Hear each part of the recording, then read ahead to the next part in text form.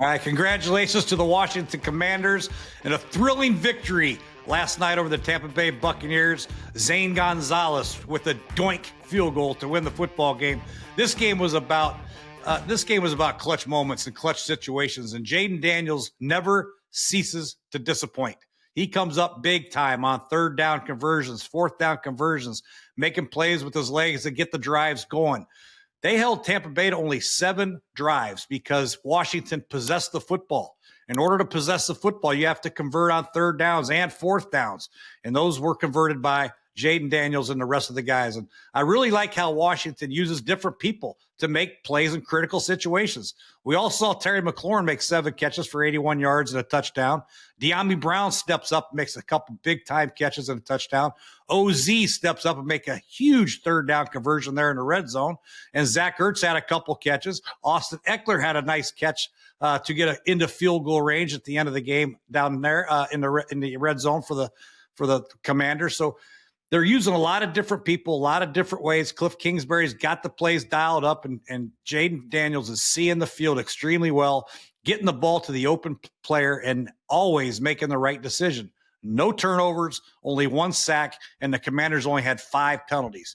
That is a recipe for success, and that's one they're going to have to continue to use when they're playing the Detroit Lions at Ford Field next week. I've been watching Jaden Daniels all year, and he has not looked rattled once. He plays his best in critical situations. He did it at Cincinnati early in the year when he threw the go ball to Terry McLaurin. He did it against Atlanta when they needed to win to get in the playoffs. He rushed for over 100 yards. He's done it over and over and over again. And the more opportunities he gets in these crunch times, and Coach Quinn's not hesitating either. He's calling fourth down. Hey, go for it. It's fourth down. Go for it. It's fourth down. I got Jaden Daniels. I'm good. Now, they failed a couple times, but I think they were 3 for 5 on fourth down. And the reason they won is because of Jaden's clutch, poise, performances on critical situations in the red zone, third down and fourth down. He continues to make the right play over and over again. Doesn't put the team in any jeopardy. No interceptions, only 1 sack. Negative plays are few and far between, and he's always keeping the Washington Commanders ahead of the chains. It makes it a lot easier for Cliff Kingsbury as a play caller when they're in 2nd and 5 and 3rd and 2. And Jaden Daniels is playing exceptional as a rookie. I don't know what year. He's 23, 24 years old, but he's not playing like a rookie. I'm not even going to call him a rookie anymore. This guy's a seasoned vet. He's got ice water in his veins, and he is dissecting people over and over again. I think the Washington Commanders have a very bright outlook, to say the least. And this is a great start for a career of Jaden Daniels that you're going to see over and over again for the next 15 to 20 years.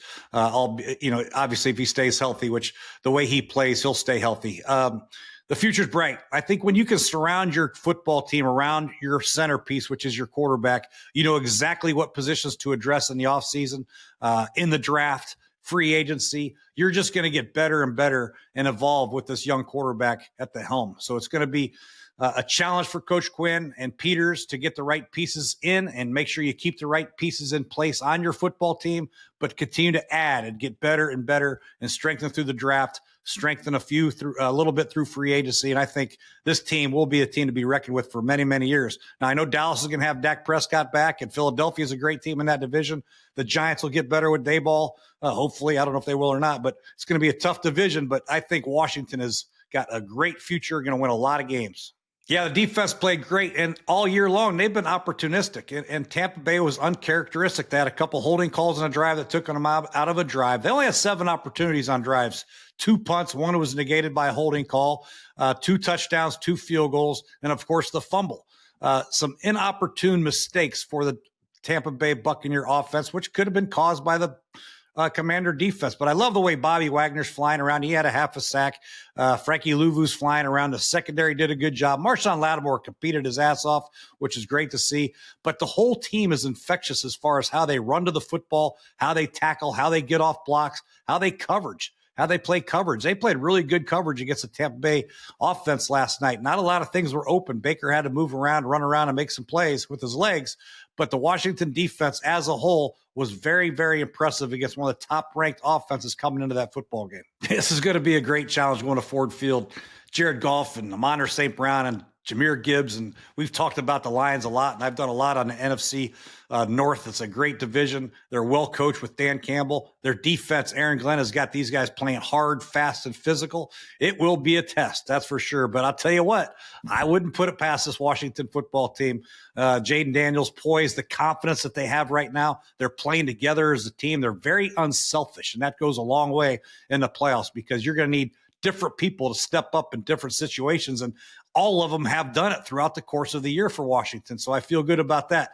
Defensively, they're going to have to play out of their mind. And I wouldn't put it past Coach Quinn, the way he's coaching this football team on defense. They're playing hard, like I said, but it's going to be got to be their best performance. Figure out a way to create some turnovers. Offensively, continue to figure out ways to possess the football and keep that high-powered offense on the sideline, very much like you did against Tampa Bay last night, only giving Baker Mayfield 7 possessions, which was critical, which will be critical moving forward against the Detroit Lions. I believe the things that I saw against Tampa Bay was the young players making critical plays in critical times, clutch, the poise of the football team. A lot of times in playoff and big games, you see people trying to do too much or fumbling away the ball or throwing it to the wrong guy or trying to scramble around and take 20-yard losses.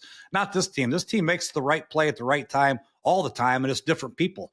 I love the fact that a lot of guys have stepped up into a role, into a clutch role, and made a clutch play. Austin Eckler, I said, OZ did a play, De'Ami Brown, Terry McLaurin, Jaden Daniels, Zach Ertz, all of them have the ability to make a play in a critical situation in the red zone or third down or fourth down. That's what I like about their offense. And I like their defense because they're led by an unbelievable leader in Bobby Wagner. He does not allow teams to loaf or play soft. This is a player that makes his team play physical and fast at all times and demands accountability on that side of the football, and that means a lot. So moving forward, I believe they have the pieces in place to give Detroit a run for their money. Whether or not they will or not, I don't know, but I think it will be a hell of a game.